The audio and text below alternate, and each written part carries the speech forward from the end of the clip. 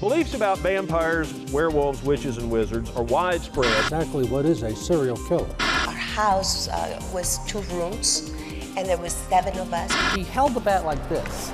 That's why I have characters who sort of expose themselves. And everybody always say, Coach Carter, Samuel Jackson is taller than you. I said, I know, but I think I'm better looking.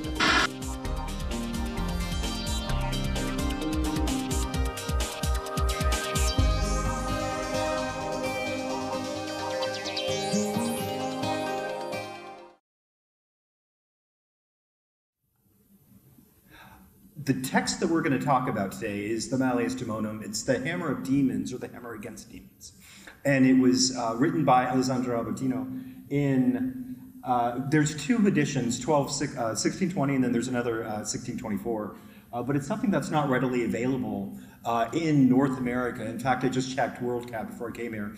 I think there's 5 copies of the 1620 edition in North America and 4 of the 1624. So our publisher asked us to include the Latin with the English translation since it isn't really accessible.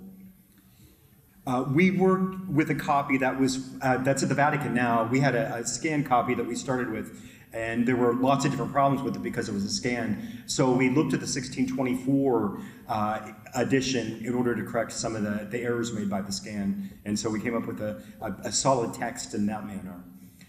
And I'm going to say a little bit about the background and then introduce Diana. But it's the Hammer of Demons, or the Hammer Against Demons, and why? Why do we have this character from early 17th century Northern Italy write a series of exorcisms, which he tells us are very, very effective, and he's used them lots and lots of times. Well, what's going on here? Well, what he does is he writes a manual and he dedicates it to his bishop, right? So it's a part of a series of homemade exorcisms, or exorcisms that were performed, and since Alessandro had such success, he notified his bishop about them. But how and why, what's going on here? Well, of course, we saw Christ cast out demons. You cast out demons from one possessed. And in terms of the exorcism literature, it's not really until the later Middle Ages that we have a real rich literature about exorcisms and how they should be performed. In fact, there's exorcisms in the early Middle Ages, and the exorcist was the most minor liturgical actor within the hierarchy. And the role primarily of the exorcist was to prepare catechumens for baptism, so in instruction. But the idea was the exorcist had special skills, he could invoke God. And in fact, in the early Middle Ages, when we think about demons, demons largely appear to tempt saints. And so that's their primary role. Although in the later Middle Ages, when we think about demons, demons are there to tempt us and to cause problems. And we'll talk a little bit about the later medieval literature in just a minute, but I think we are now going to move to Diana. Yes. Hello, everyone. Thank you for coming. So we're going to begin today's presentation with a preamble to the whole question of the historical thinking associated with witchcraft beliefs and the claims of possession that perforated early modern Europe, leaving a stubborn stain on the historical record. We will look at 2 cases of wholesale possession of religious communities in the Kingdom of France, one of them quite mysterious and the other one most probably spurious, and an individual case that is curious indeed, with a pathology that could give pause to even the most rigid of skeptics. What all 3 cases have in common is the association of possession with witchcraft and the practice of diabolism, thus establishing the climate of pervasive fear that punctuated much of the late Middle Ages and the early Renaissance.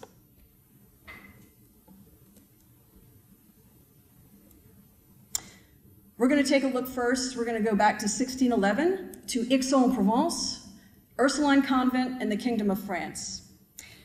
This case is notable for establishing the first pattern of the attribution of collective possession, collective meaning the entire convent became under possession and had to be exorcised, to the maleficium, or black magic of the priest of the penitents. And that was the priest of the parish in Marseille, Louis Gaufridi. So the thing about this one is that these accusations were really sinister and intense. Of course, these charges were brought against Goffridi, but what they did was the Ursuline penitents claimed that Goffridi introduced them to witchcraft and took them to sabbats to copulate with the devil, and then held infernal nativities where the Antichrist, that's right, they claimed that the Antichrist was born in their parish, was baptized in the liturgical corruption of the Holy Sacrament of Baptism. So in this time, the charges originate with one of the Ursuline penitents whose main possessing spirit claimed to be Beelzebub. And speaking through her, he claimed to be one of 6,660 possessing demons, possessing devils, a number that can, of course, easily be matched to Revelation 13. Basic biblical numerology was pervasive, particularly to Revelation, was pervasive throughout the exorcist transcripts of the 17th century religious community. Surprise, surprise. The interesting thing about this case that it didn't just stop with things like Beelzebub, but we found that we started seeing other spirits pop up as well. These were called demon sermonizers, because speaking through the nuns, they started doing things that were very juxtaposed the typical behavior of what you would think a demon would do. So the first one, a reversal of demonic behavior, would be a spirit by the name of Verin. It was the possessing spirit of Ursuline nun Louise Capot, and this was December 27th, 1610, on the feast of St. John the Evangelist. And Verin speaks to Louise, extolling the virtues of obedience in religious vocations, defends the central elements of the Catholic faith, claims obeisance to God, announces the final judgment of sinners, and declares the coming apocalypse and the imminent destruction of humanity. Again, he is the one that pronounces the birth of the Antichrist, and later through other interrogations, both the nuns and the literature that was found in the transcripts, as well as the statements of the possessing demons, claim that Goffridi indeed did perform these infernal baptisms in hopes to bring forward this coming apocalypse. So it's a really big eschatological fear just pervading all of history at that moment in time. You have to think, too, this is right after the time of the plague, so people are not in the brightest of places. The very same one allegedly baptized in an unholy liturgy by Louis was the Antichrist that was also claimed in another case. We're going to skip ahead forward to the second case, and this next case, is pretty famous. 1634, Loudun, Ursuline Kingdom of France, Ursuline Convent, Kingdom of France. This is the most famous case of an entire community of demoniacs. And it was an alleged possession of everyone in the convent, and of course the priest of, was the cure of Loudun was accused, tried, convicted, executed for his crimes. His allegations resemble, of course, a similar pathology to Goffridi's, sabbats, copulation with the devil, maleficium of the priest. They called them priest-magicians.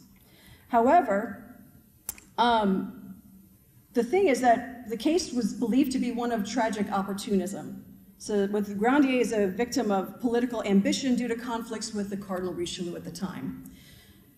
Grandier's conviction was later rebuked by John Locke in 1679, and it was cited as politically motivated, with the possessed nuns playing very convincing yet spurious roles. Now, interestingly enough, what sealed his fate on this was this pact here that was found, sealed the fate of the execution. And in this, we see the written pact surface. It's proof of a formal pact signed by Urban Grandier, Satan, Leviathan, Astaroth, and about 6 other demons. And it's believed to be, it was believed at the time to be true, but it has been rebuked since then and found to be spurious. Now this brings us to another interesting case. This one is an individual case. This is not community possession. And this one is a good one to juxtapose the one we spoke about, because this one has some very curious and really super creepy details. There's a woman in, this is 1619 in the Kingdom of France. Her name is Elizabeth de Ronfang. Earlier in life, she was widowed and ended up being courted by a physician. She was not of high nobility, she was lay, she was not of a religious community, and she ended up marrying this physician, who not long after, she began displaying symptoms, abnormal symptoms, that were consistent with a demoniac at the time. When interrogated, the possessing demon of this woman, which they found she was possessed after they went through all of the trials, and had been for the last 6 years since marrying the physician, the thing is that she started offering detailed responses in many languages that she had never come across. We're talking French, Latin, Greek, Hebrew, and Italian. She knew the thoughts and the sins of her examiners, everyone that came in. She could describe in detail rites and secrets of the church in the perfectly fluid native language of her interrogators, which were from many different areas. Details surfaced during her exorcism of diabolism practiced by her physician husband, who confessed to doing these things, was tried, was convicted, and executed. Elizabeth, after recovering from her affliction, chose to spend the rest of her days in a convent, living an ascetic, cloistered life in an order she established.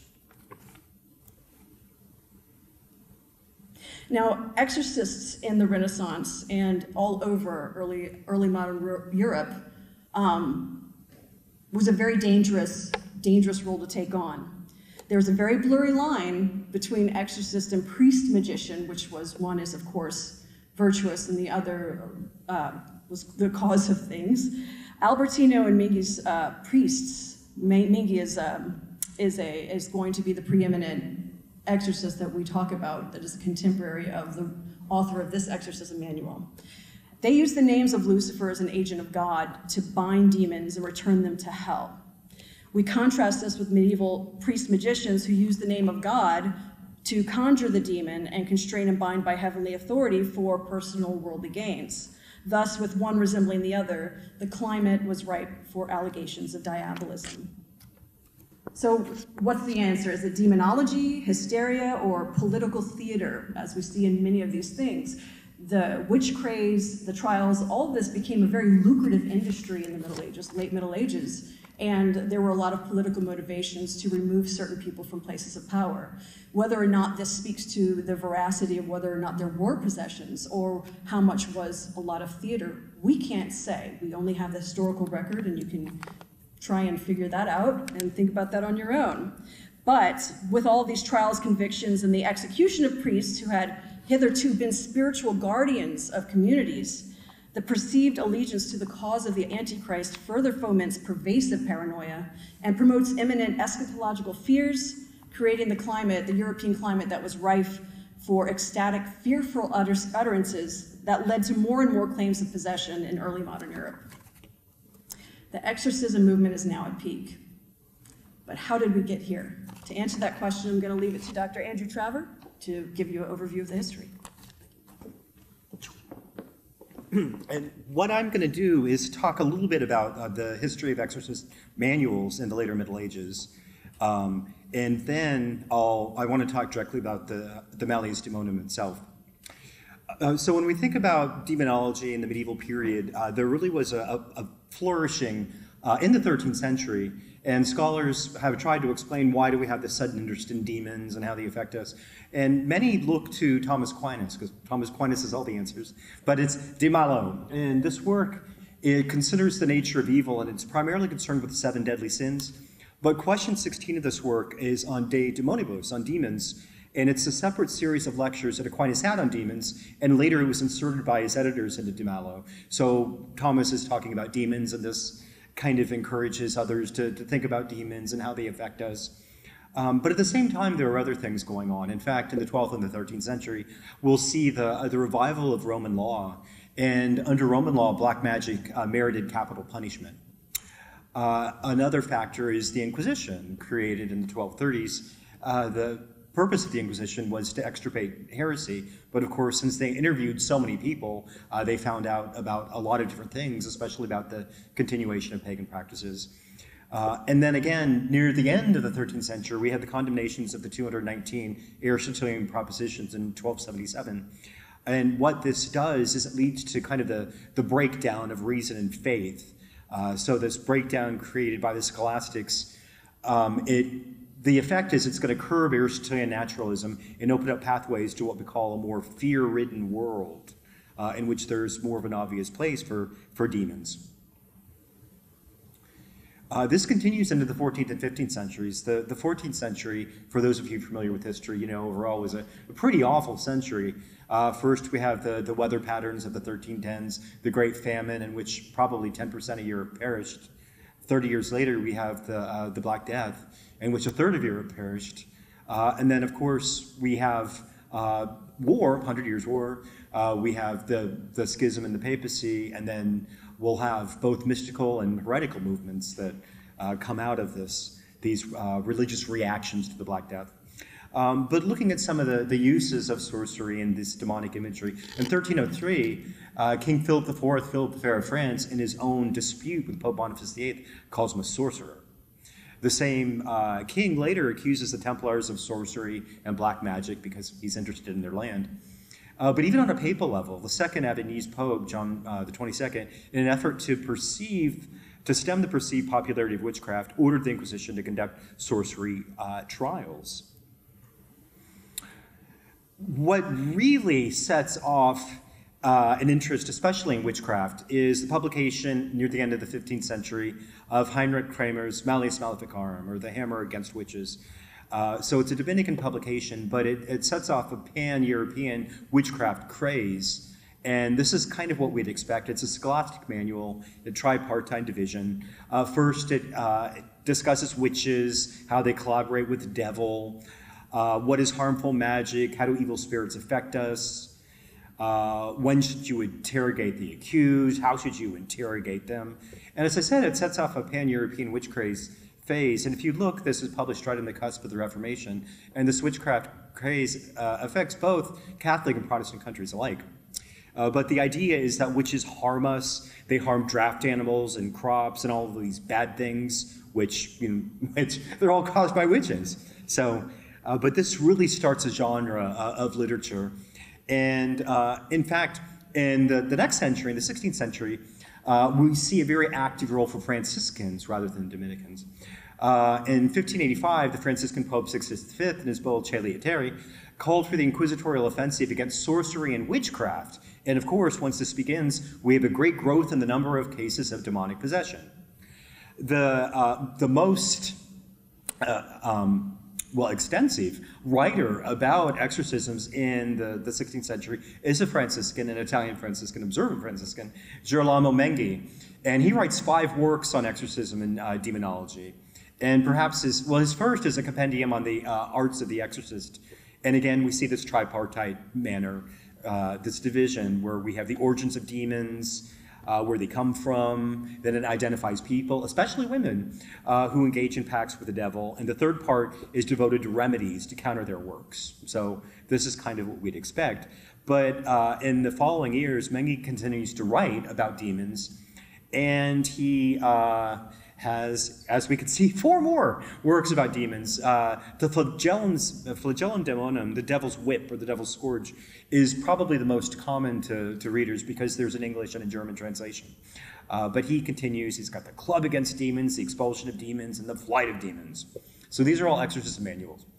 Now in 1614, Rome produces the Ritual Romanum. And what it is, it's an attempt to address, at the highest level, a proliferation of exorcism manuals. And what Rome is going to try to do is to standardize the practice because it's getting a little bit of heat from Protestants about these exorcist practices. So it's going to attempt to try to standardize what had hitherto been kind of a, I guess, local practice. The ritual allows for variation, and it's not really until the 18th century that it becomes compulsory, and Rome requires conformity. And it's precisely at the date in 1717 when our work, the Malleus Demonum, ends up on the Index of Prohibited Books. Okay, so the Hammer of Demons, Hammer Against Demons, Alessandro Abbotini, he dedicates this little work to his bishop, and he attests to his skill of expelling demons. And then, this is his introduction. He tells you how to prepare. First, confession and penance. So you need to have a clean soul before you begin. Then you need to determine if your patient is, and he has 4 categories, is the patient obsessed, oppressed, afflicted, or possessed. and other manuals have 2 or 4 states, or most modern ones have 3. But I just wanted to point something out, a translation note. For afflicted, he uses maleficatus, which, translating Latin, usually you would say bewitched, and so you want to translate it as bewitched. But in talking to people who translate these types of works, don't use bewitched, because that assumes a witch, and we're not talking about witches, we're talking about demons. So I translated it as afflicted instead. Then he tells us, how do we distinguish between these 4 states? Well, he doesn't give us a good answer. If you want to have the signs and the certainty or knowledge of this science perfectly, search Tostado in Vocate of St. Matthew. Question 214, the same doctor, look at 25. Nor should you neglect to read Viadana, Polydorus, Therese completely, since they render an account of all the relevant matter, both beautifully and clearly. For this reason, I'm not going to relate such material. This is a lot of material, and I'm pretty sure this parish priest hasn't read it all. It's kind of like saying, oh, read Aquinas and you'll understand. So he doesn't really give us a good way to differentiate between the 4 states. Instead, he tells us to read a lot of material. Okay, then he has his procedure. First, before you begin, sign of the cross, holy water, you blessed bread, you fumigate the victim with the blessed rue. You can begin after Mass or in the evening. You have a stole, which is a liturgical garment, and everyone assisting you needs to stand in a cruciform shape. There are prayers and there are litanies, and then he explains his procedure.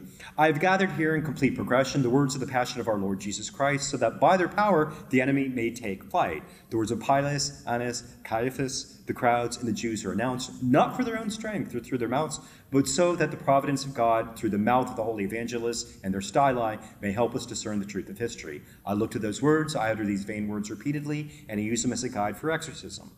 He tells us, the instrument of the Lord's passion are the most harmful to evil spirits, the words of Pilate, etc., among these instruments. And I intend to fight against the demons by using the words of Pilate, the instruments of the passion of Christ. And this is what he does. So literally, he's going to take the words that are used against Christ and use them against the demons in order to get him out. And the whole text is replete with biblical imagery, as an example, and biblical parallelism. They weighed out 30 silver pieces for him. He thenceforth sought an opportunity to betray him. Obviously, Judas, right? And in addition to those pains which you will always endure, I impose 30 more years of penalties if you do not leave this creature of God, name, by both the merits and suffering of Christ. I order you to depart from this body of this creature of God, depart damned and stubborn demons. So we're going to have a Vulgate text, and then after that, we're going to have a penalty or a punishment for the demons, a threat to the demons. And the text is full of them. Then Pilate said to him, do you not hear the great testimony they allege against you? And so, Scripture. And you wicked ones, do you not hear the great testimony I have alleged against you, that I'm going to allege against you to get you to leave? By the suffering of Christ, depart evil demons and rebels of God. And spitting upon him, they took the cane and beat him upon the head. And here's a note for the exorcist. And here you take off the stole and you strike the head of the oppressed one. And I implore that the power of God the Father strike you and all of your heads. It's never just one demon. There's always lots of them, so there's lots of heads. To make you depart immediately from the creature of God, Nomen. Note here that the stole here, which the exorcist has, is equivalent to the cane that flogged Christ, but you're taking the stole to flog the demons. I have demon, but it's demons. More examples, and I can do this for hours, but the whole text is well known. So he'll have the text of the Passion narrative in the Gospels, and then the punishment for the demon. And behold, one of them, who was with Jesus, stretching forth his hand, drew forth a sword, and striking the servant of the chief priest, cut off his ear. And so too, so let divine strength and the virtues of the heavens combat against you, and unsheath the sword of the power of God, and attack you to expel you from the body of this creature of God. They brought him bound and delivered him to Pontius Pilate the governor. And I bind you and lead you to the depths of hell by the suffering of Christ and by his merits. And concerning Judas, and he went and hanged himself with a halter, and I hang all of you in the gallows of hell and the abyss. And they stripped him and placed a scarlet cloth about him, and I clothe you in the pains of hell. I think you get the idea, right? So I can go ahead and move on. What we have here, the structure of the text is we have 5 exorcisms. All of them are based on the Passion narrative in Scripture. And what we have, and I'll get back to this, we have epigrams that precede each exorcism. These epigrams are kind of wacky because they're poetry, and that's not exactly what you'd expect to see in an exorcism manual. But there's 3 epigrams for Matthew, and then 1 for Mark, Luke, and John. We've got litanies, invocations of the saints, then you have the sign of the cross and the prayer, I conjure all you demons, in order that when you leave, you depart without harm to the soul and body of this creature of God, and means name. And this command works in all my exorcisms now and future ones, and will forever, as I so strive. And so the text, the 5 exorcisms closely follow the Passion narrative. So the first one's Matthew 26:7, Mark 14:5, Luke 23:4, John 18:9. And there's a 5th exorcism, which is interesting, and he tells us at the beginning, it's in the vernacular, it's in Italian, but it's essentially a repeat of the John. So we've got the Vulgate John text, and then we've got an Italian translation. And he tells us at the beginning it's for the benefit of the unlettered. And when you say unlettered, you mean somebody who doesn't know Latin. But the benefit of the unlettered, and women, he tells us, who may not have access to a priest. So anyone can perform an exorcism. You don't have to be in this minor liturgical order. Okay, so the table of contents, we have the author's prologue, we've got the epigrams, which I'll say more about in a second. Then we have the exorcism first, Matthew, Mark, Luke, John. Then he has a blessing. After John, we've got a blessing on linen clothes, or all linen items, and a blessing on clothes to make sure that they're not affected by any type of demonic possession. Then we have a prayer, a letter to the oppressed, and then the litanies of Blessed Mary, Ever Virgin. And then what we haven't translated, we translated the intro to the Italian exorcism, Exorcism 5, but it simply repeats what we've already translated in the Latin John. So we haven't included that in our text. But here's a strategy. First, you need to get the demons to depart. That's what the exorcist is trying to do. You need to get the demons out. And how do you do that? Well, you threaten them. You threaten them with pain, penalties, punishments. And so how are you going to do this? Well, there's other strategies too. First, you need to find out their names. And as I told you, it's never one. It's always a bunch of them. So once you find out their names, that gives the exorcist authority over them, especially when conjoined with the invocations to Christ and saints and the angels. So you find out their names. And then you ask them questions. How did you get here? Why are you here? How did you enter this body? When are you going to leave? So you asked all of these questions to find out exactly why the demons are there and what they're doing. And then you threaten them some more. You threaten to tell Satan that they've escaped. They're demons, they've come from hell. Satan, you're going to tell Satan, Satan's going to come back and get you. And not only are you going to tell Satan, but you're going to tell other demons. Not all demons are friends. In fact, there are demon enemies. And so you're going to tell their demon enemies to come back and get them.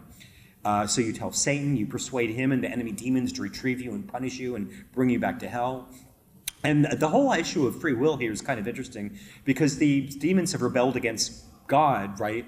And that's how they end up in hell. But it seems like it's kind of difficult to get them to leave the body willingly. And he tells us repeatedly, either willingly or unwillingly, I'm going to get you to leave. And I wanted to say something about these epigrams because they're curious. We have on Matthew, in the Matthew exorcism, we have 3 poems.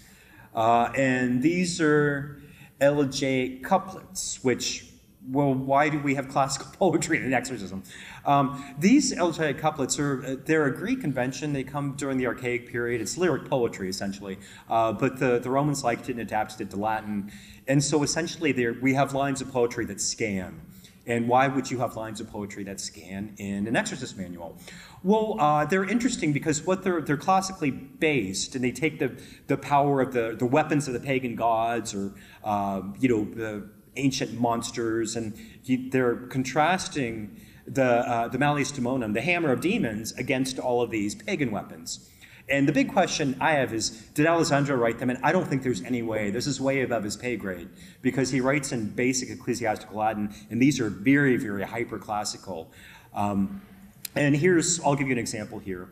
But the poem we have, the armed right hand of Jove threatens with sulfuric thunderbolts. The bolt, we are told, is shot by Apollo's hand. Pallas, Athena, makes whomever she wishes with her stony shield as a defense. The club is turned often with a Herculean thumb. Neptune has warlike scepters, his 3-pronged iron. Achilles' breast loves to be defended with a shield. We've got Alexander, Hercules. I mean, what is this doing in an exorcist manual? Well, I don't think Alessandro wrote all of them himself. And in fact, we'll look at some more, but we have the Witch Medea and her incantations versus the Malleus Daemonum. We have more epigrams on Luke, taking up the arms of a cohort. So this initial one, and like we said, when we were looking for sources for this material, we were looking around and we couldn't find any parallel. And we thought, who's doing this? This isn't Alessandro. What we think's going on here is that probably somebody knew that he was doing this type of project and said, hey, can we write you an introduction? And say they wrote these introductory epigrams for him, the poetry. But I do want to say, and this was something which came as a surprise, although not to Diana, is that this initial one on Matthew does have a classical reference. And in fact, 2 lines of it come directly from the Priapic poems. And these are poems which are dedicated to the phallic god Priapus. So I wonder if it were some type of a joke and somebody knew that this priest was, composing these exorcisms and thought it might be kind of a fun idea to put kind of a phallic introduction into it. And just to conclude, after the John exorcism, we have the exorcisms, one for the entire body, from the top of the head all the way down to the toenails, which is like an anatomy lesson, and then one for linens and one for clothes. All right, hello everybody. The odd thing about my segment here is I'm really not going to talk about a new topic. I'm going to talk about all these topics that we've already discussed, but in different ways, more like the theological nuts and bolts of this work and why it's important to not just church history, but just really like theological history overall. So this is a theologically significant work, and it's not only because it is an unusual approach to the forms and style of exorcism, as Dr. Trevor already explained, but also because it was written with somewhat of a liberal intent for being used among lay people, and that is not something we see a lot in church history.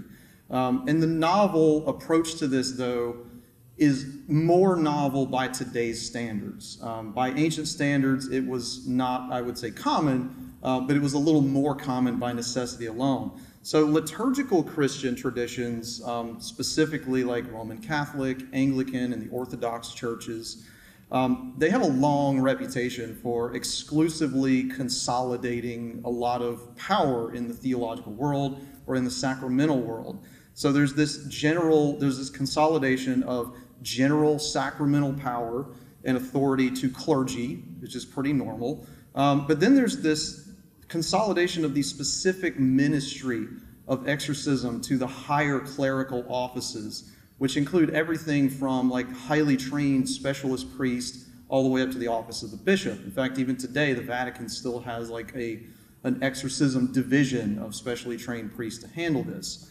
Obviously a lot more in Italy than a place like America. But this work, the Malleus, really does present a perspective on exorcism that seems to come from somebody who really got his hands dirty by trade, so to speak.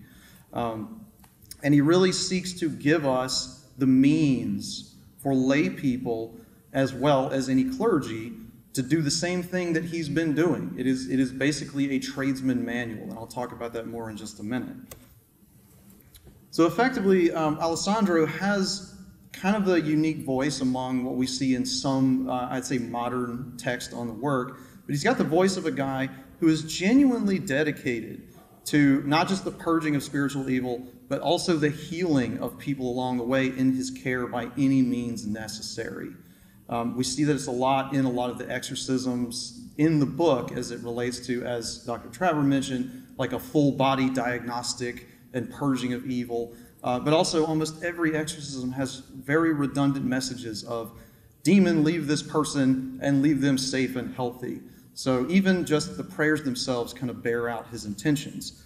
This ultimately is a genuinely practical and pastoral work, so to speak. So first of all, I'm going to distinguish what exorcism actually is within the catalog of Christian rituals, and I'm going to focus more specifically on Roman Catholicism, mainly because that's where we get the largest body of work on exorcism and demonology.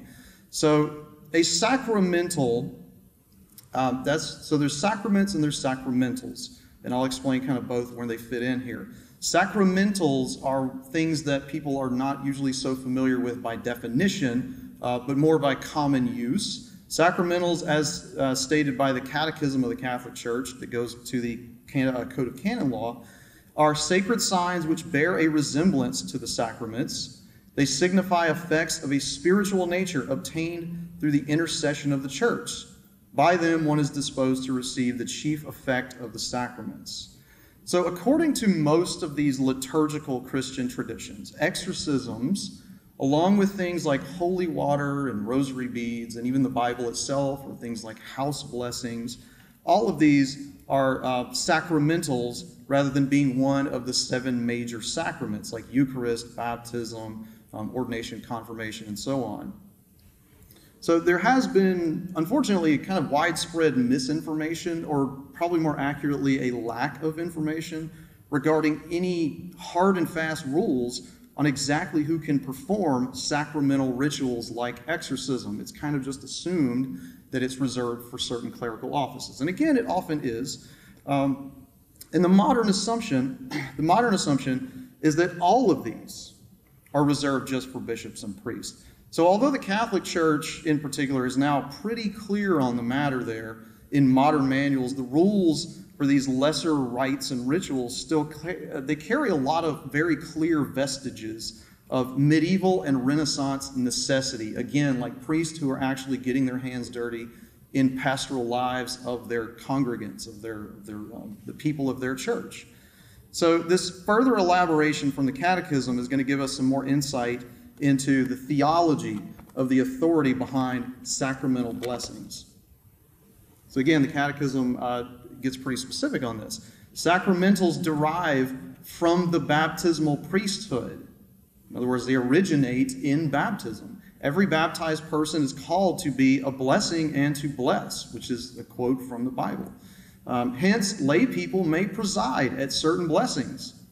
However, the more a blessing concerns ecclesial and sacramental life, i.e. like actual church life, sacraments like Eucharist and baptism, the more it concerns these things, the more its administration is reserved for the ordained ministry, bishops, priests, and deacons.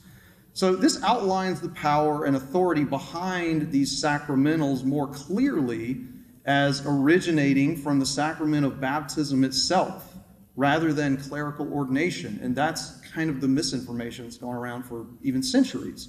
So although the Renaissance was a time, though, of general public, like just the general public of regular people taking a lot of ownership of the material world. We see a lot, I mean, that's, it's part of what defines the Renaissance era.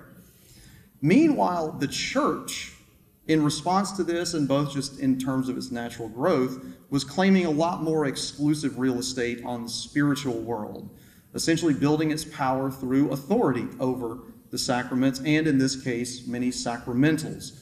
And one might even say the more dangerous sacramentals, like exorcism. So nonetheless, we have in the Malleus, we have a book born out of what I think is very pure necessity. There simply were not enough priests in those times to handle all the presumed or even just perceived cases of demonic possession scattered across Europe at this time when everyone was still pretty thick into the witch craze. I mean, that was still very much going on.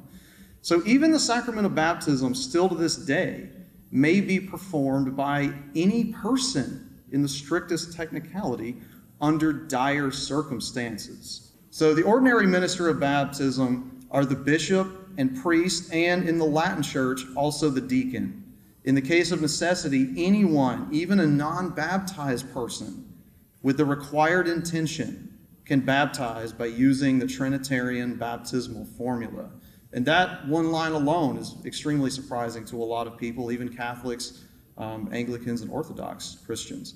So too, also in ancient times, exorcism was done by just about anyone when the need presented itself, and clergy did not. And we also see a lot more of that even in modern times, more in the Protestant branches of Christianity, where there aren't as many instances of ordained clergy, but a lot more of like lay ministry being done.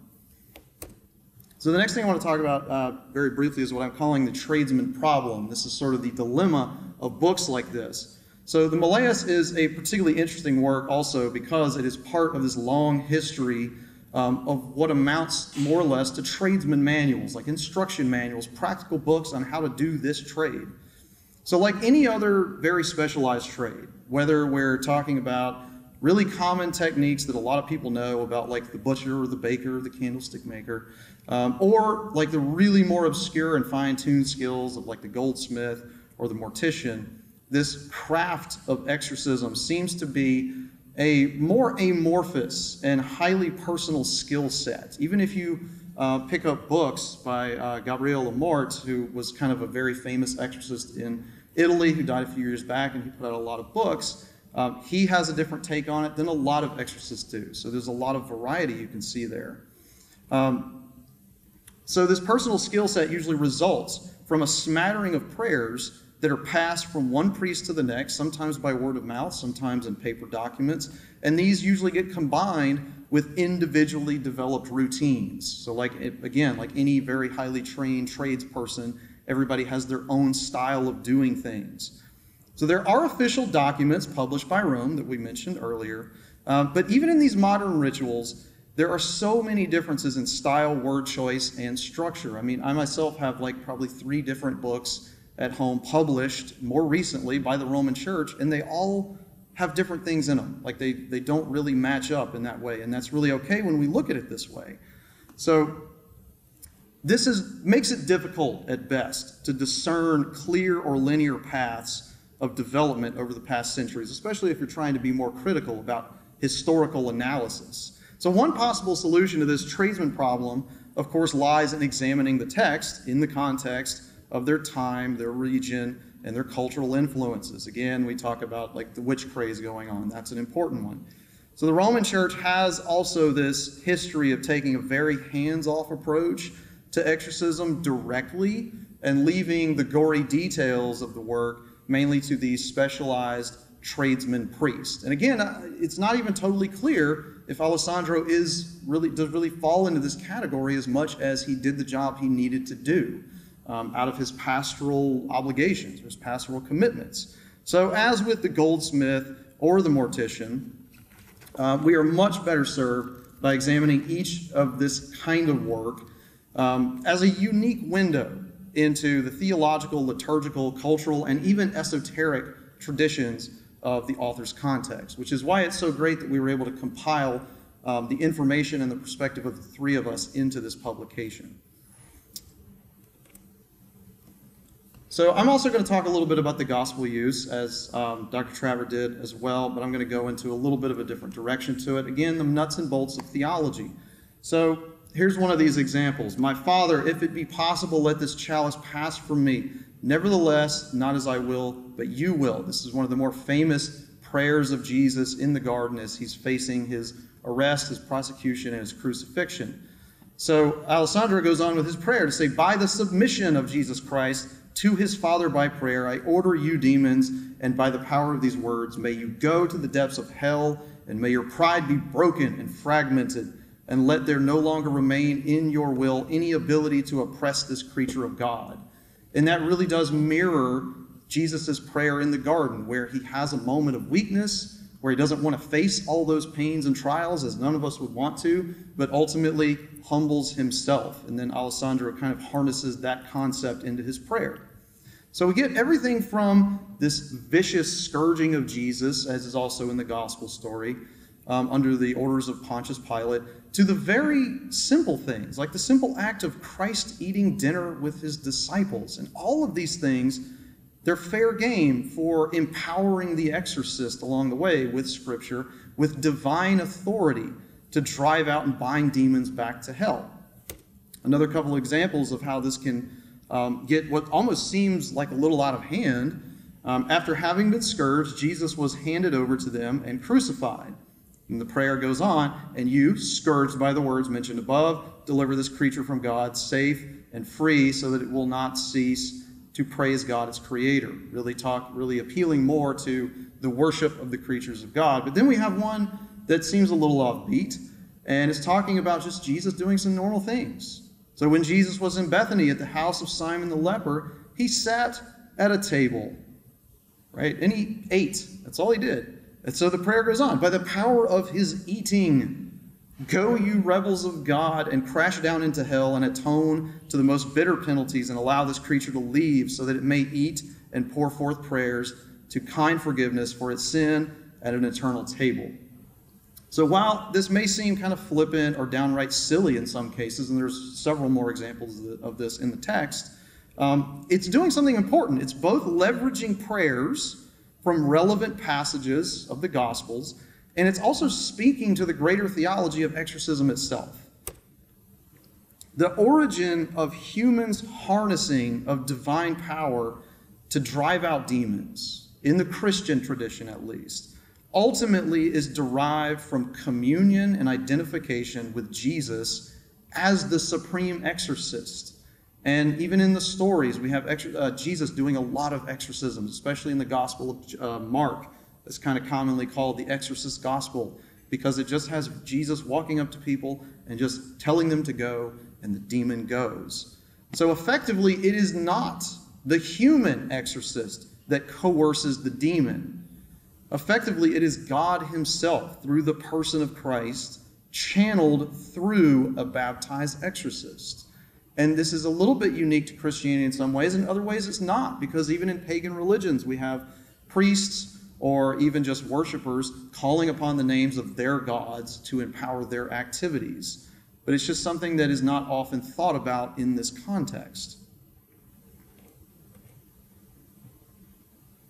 All right, so this is kind of an odd phrase to lead into my final section here, working with Satan.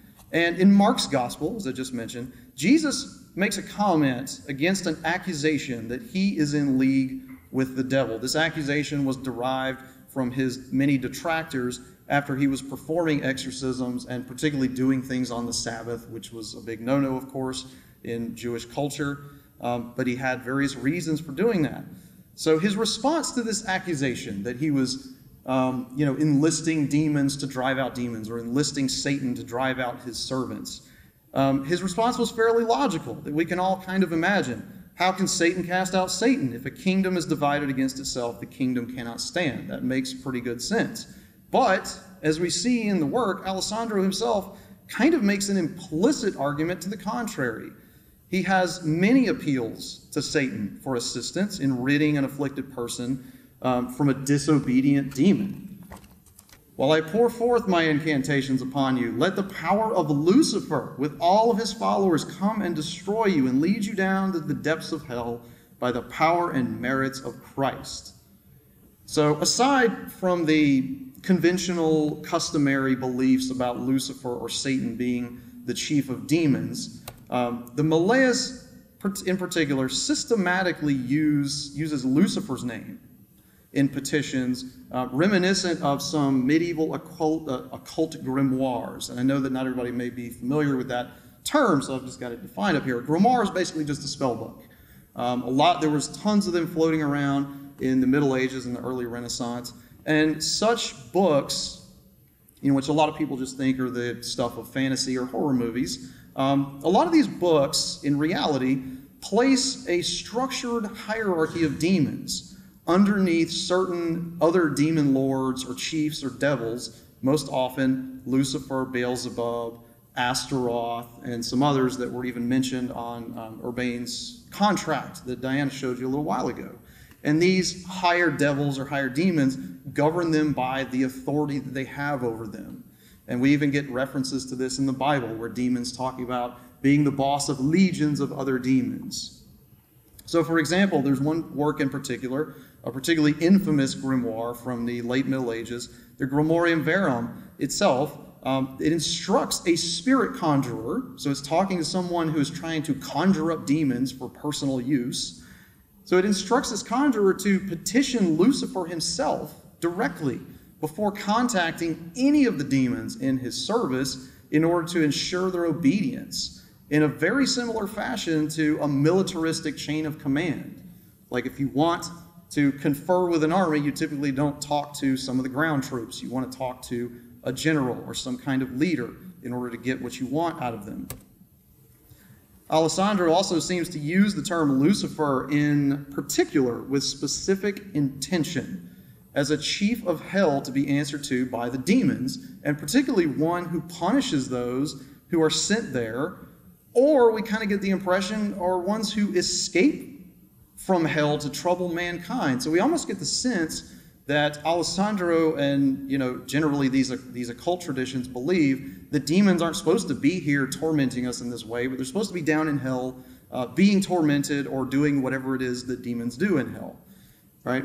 So this makes the work even more interesting, as it tends to deviate from the scriptural and often traditional conflation of these diabolic names, Satan, Lucifer, and Beelzebub, being the same entity, and implicitly distinguishes Lucifer as a specific enforcer of demonic protocol. And we can kind of even understand how these names will be conflated to all just be like the devil. I mean, Beelzebub translates loosely to Lord of the Flies.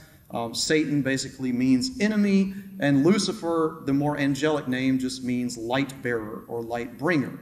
All of the demonic names and the devil names that have kind of been floating around scriptural history and occult history as well, all kind of are just merely descriptive of a demon's work and their intention.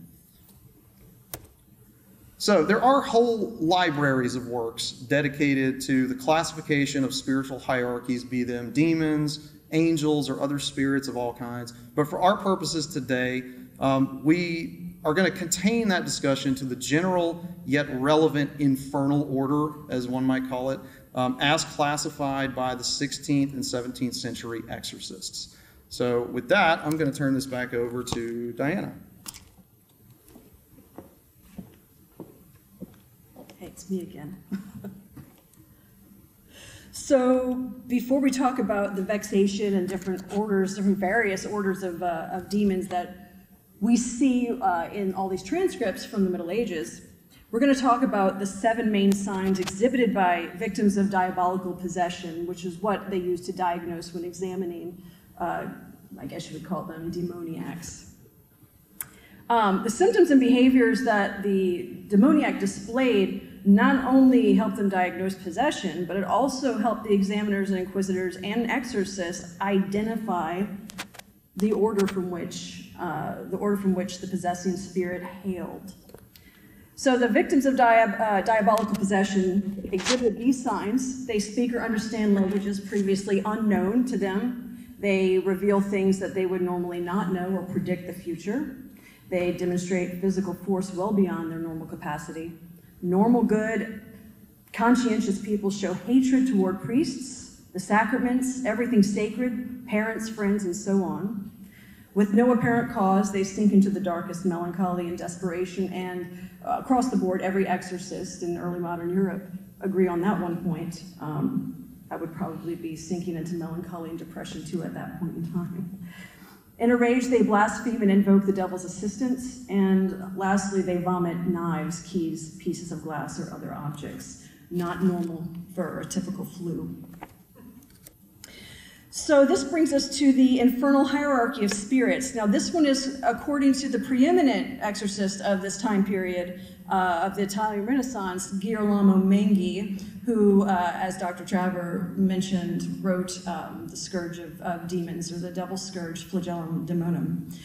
He has, within his body of work, a lot more available literature and was used and has been pulled from by other exorcists of the time, including our own Albertini.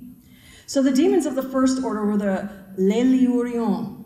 They're the fiery ones, the ones that wander high in the air near fire. So we can kind of extrapolate from this that they're talking about something solar, a solar spirit, something near the sun. And the description is luminous. Now, Menghi ordered these spirits usually from best to worst. So we're starting off in a realm that's not malicious to humans. So the demons of the second order are the Aeria, which are the demons present in the air nearest to us. These are the ones that drive humans to vainglory and conceit, and drive humans to want to present and be in front.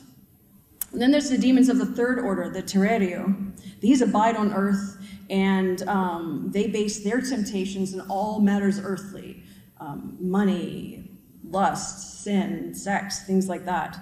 The demons of the fourth order and the fifth order and the sixth order, the fourth order are watery spirits. It's the Aquatile Marino. They operate in humid, watery places, such as seas, lakes, and rivers. They are considered to be those that cause storms and sink ships. So